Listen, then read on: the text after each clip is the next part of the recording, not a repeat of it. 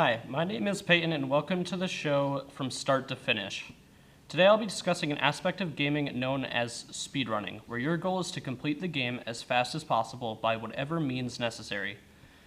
For those who may not know anything about speedrunning, it is a community in gaming where people group together, take their favorite games, and master what the game has to offer. Even if you don't have any interest in speedrunning, my hope is to at least show you what it is, and maybe by the end, you'll have a newfound appreciation for the community and the effort that goes into the process of routing and running a speedrun. Or maybe even give it a try yourself someday with one of your favorite games. Discovering new ways you can move your character, finding shortcuts to skip entire sections of the game, optimizing boss fights and damage output, and even finding ways to glitch the game or move your character out of the bounds of the game itself are all ways people dissect a game piece by piece. I myself am in the top 40 Switch 2 Mario Odyssey speedrunners in the world, clocking in at 1 hour, 5 minutes, and 15 seconds. When you speedrun a game, there are different categories you can choose, all of which have different rules or objectives, but the main one I'll be covering in the series, and the main one people choose to run, including myself, is called any percent, which in the simplest terms means reach the end of the game by any means necessary, completing only the percentage of total game content needed to reach the end of the game. That's all you need to know for now. I'd like to show you a video of some highlights and examples of speedrunning for any of those who are unfamiliar.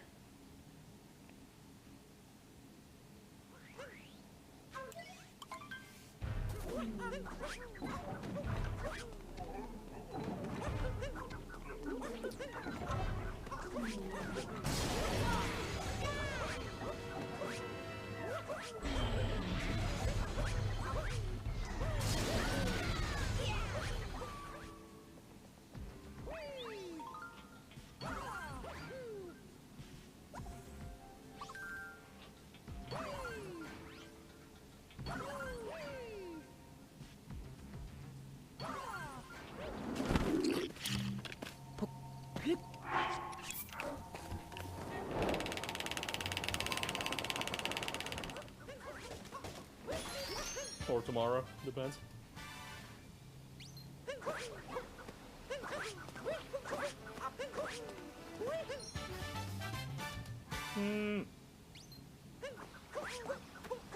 Be right back.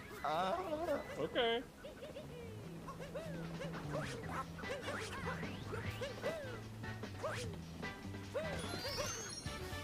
Whee! No. Yeah, I'll throw some sort of quote like that in there, Abyssal.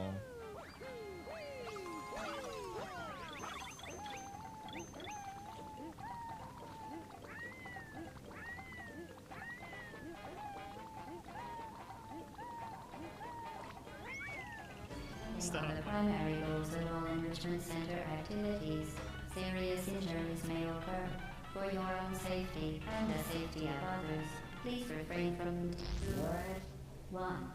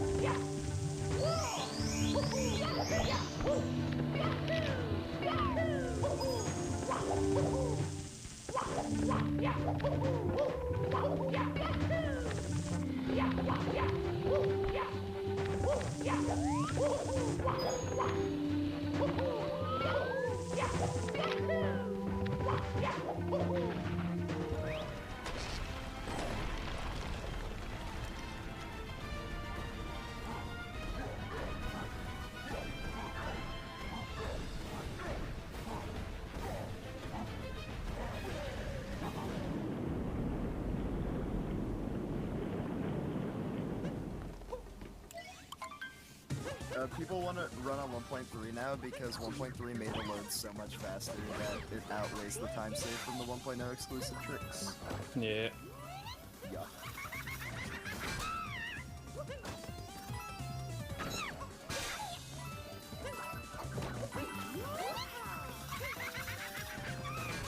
I have to pee so bad.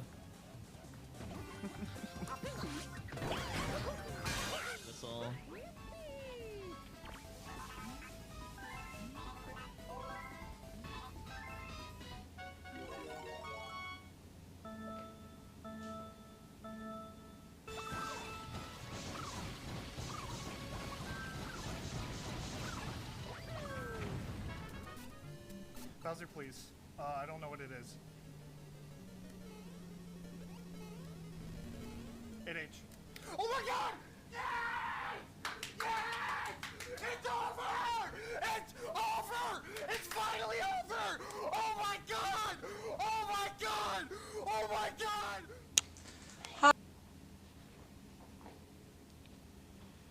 Now that you understand the fundamentals of what speedrunning is and what it looks like, I'd like to say a word from today's sponsor, Twitch. From live moments to endless entertainment, Twitch has it all. The service is completely free, and there's sure to be something there that piques your interest. Watch your favorite streamers, interact with anything from games to music, art, and more, all happening 24/7 on Twitch. Be part of the action and don't miss out. One thing that's so great about speedrunning is the community and how it's always evolving. Any day, a new trick or sequence of movement could be discovered for a game that's 20 years old and revolutionize how people run the game, reforming the community for the game and bringing back past speedrunners who think they can claim the world record title again, or a new personal best now that there's a more optimal method. In fact, the world record run for the original Super Mario Bros. Was just beaten 6 days ago, a game that in just 10 days from now will be 40 years old. Not only is it insane this game is still having records beaten, but this world record breaking run was a mere 15 frames away from perfection. That means that in a 4-minute and 54-second speedrun, he only made enough error to lose a quarter of a second worth of time throughout the entire run. Another example of an event that brings this community together is one called GDQ, or Games Done Quick. It is a semi-annual event that hosts a live stream marathon of some of the best speedrunners showing off in speedrunning games, all while raising huge amounts of money for charity in the process. So far, they've raised over $50 million for different charity organizations, and I'll be sure to cover more about this in a future episode. Now that I've covered the basics, hopefully you can see what it is about speedrunning that makes it such a passionate niche, and are also looking forward to the next episodes. Goodbye for now, and I hope that you enjoyed this episode from start to finish.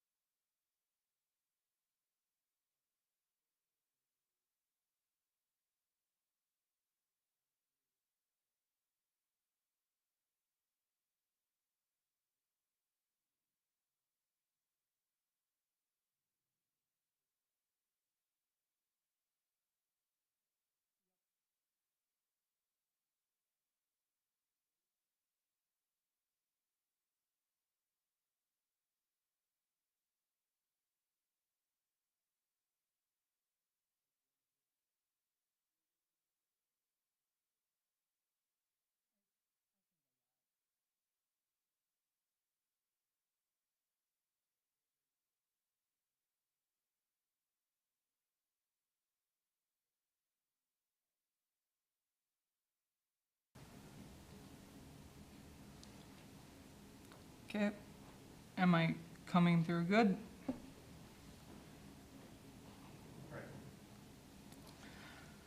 Hi there, welcome to DC Mythos. We're going to talk about some of the mythos of DC Comics. This is the first episode. We're going to be going through the elemental forces from Swamp Thing.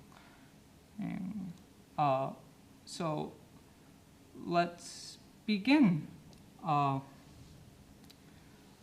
The Meld is stated to be the oldest force. It was the Earth and rock itself when our planet was forming. It used to be a part of the green until the green split it off.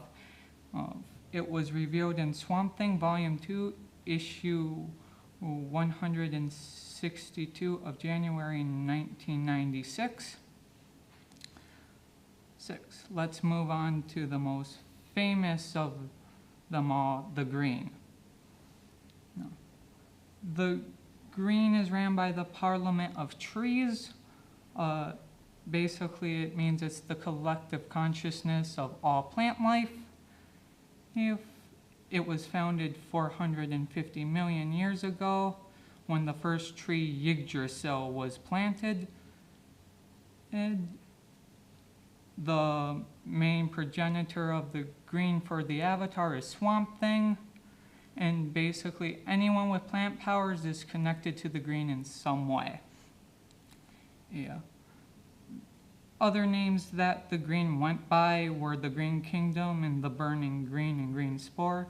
It debuted in Swamp Thing Volume 2, issue 447, April 1986. Now let's move on to a fungi and talk about the Gray. The Gray is not ran by any parliament of what we know of. It was stated to be plant life in the solar system, but later we found out it was just fungi. It started out on 3 planets, being Earth, Jupiter, and a destroyed planet we never see.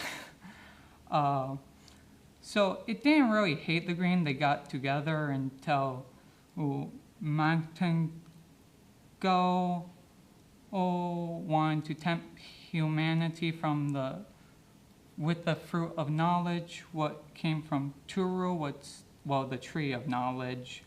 It started off a war. Both sides had heavy losses to the point to where they were like, we're done.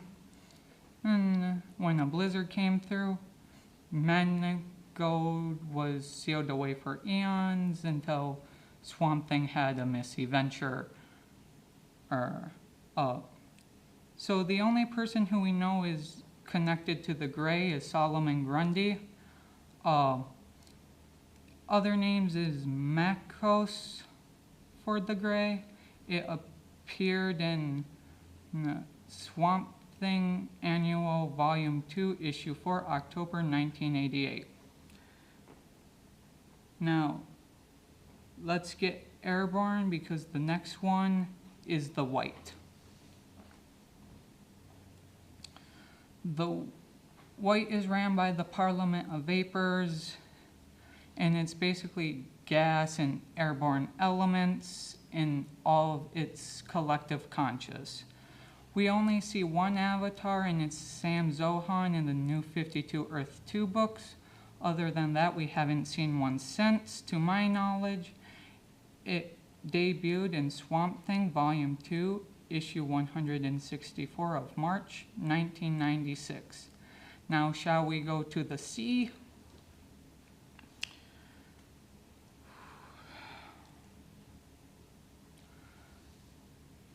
The Clear is ran by the Parliament of Waves, man. And it's connected to all sea life. It has its own avatar named Nadi. The characters that are connected to it is the avatar itself, Aquaman, and Azuth. The Clear is sometimes called the Blue. The first appearance was Swamp Thing, Volume 2, issue 158 of September 1995. Well, What if we expand to the animal kingdom? The red is ran by the Parliament of Limbs, and it's all animals' consciousness in the universe, if not further. Everything from the microscopic retifer to the big blue whales, all connected to the red in some way. The other names that the red went by are the template, metographical genetics, field, life web, and the red. People who are connected to it are Animal Man, Man Bat, Animal Girl, Bawana Beast, Vixen, and Mother Blood. It first appeared in Animal Man issue 1, September 1988. Time for a commercial break.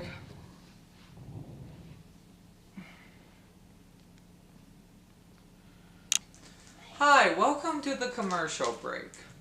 Now, this commercial break is, well, kind of a PSA, but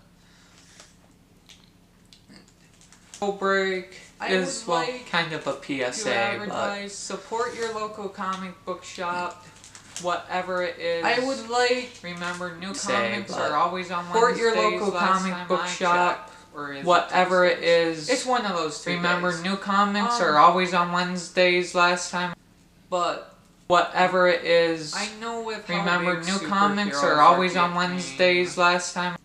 In comics, whatever it is. Superheroes are getting, and comics are getting, especially with the internet, into some lesser known characters and you don't know where to start. Maybe you want to dive into some lesser known characters and you don't know where to start. Well, pick up a cover what looks interesting. Here's what I suggest doing. Right here, I have... Pick up a cover what looks interesting. Shandon... right here, I have... Changing Nightman. Shandon... I picked this up because the cover looked interesting. Yes, I did start to read it a little bit ago. Shandon... but some others that I also did while I was out shopping. Shandon... was changing. This was Changing Nightman. All these will be published by DC. The Changing. Now this is their Vertigo line, so this will probably be a darker story than normal. The Changing. But, yeah. Changing Nightman. When there's characters lesser known. The Changing. I like to pick up Changing Nightman stories, or stories based off of the cover, give them a read. Changing Nightman, like in the middle of a storyline, and I really like the one comic I picked out, I will backtrack. Obviously, Nightman. Here's one that I just thought was interesting. Nightman.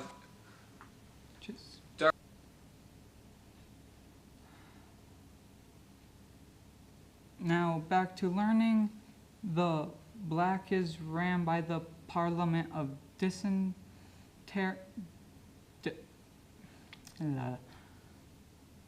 Decay. It doesn't hate life, it needs life to survive. It's stated on multiple occasions. People who are connected to the black is Anton Arcane, William Arcane, and Abigail Arcane. With the black, other names are The Rot and The Rotting Place. It first appeared in Animal Man, Volume 2 of November 2011. So let's go to the microscopic plane now to see the divide. The divide is the youngest force, or the second youngest force of all these forces. It developed the same time as humanity. It's all bacteria on the earth. Because all bacteria isn't good for us humans, we made antibiotics. Did not go over well for the divide. Other names for the divide, it really doesn't have one. It's just its own little thing in the corner. It first debuted in Swamp Thing, Futures End, November 1st. First issue, November 2014. Okay, enough touching grass, as the people say. Let's talk about the metal itself. It is the youngest. It was made in the 21st century, and it's basically technology coming together. It's not ran by a parliament, but it's ran by the system called Rhythm. As far as we know, it started in the servers of the North Pole. What's its own video on its own. There's no humans connected to it. It's all just robots, like Machine Queen, for example. And it first debuted in Swamp Thing Future End Issue 1, November 2014.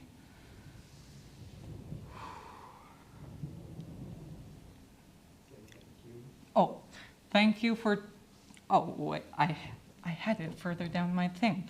Thank you for tuning in and listening to my rambling. I hope you learned something new at least. Have a good night or day or evening.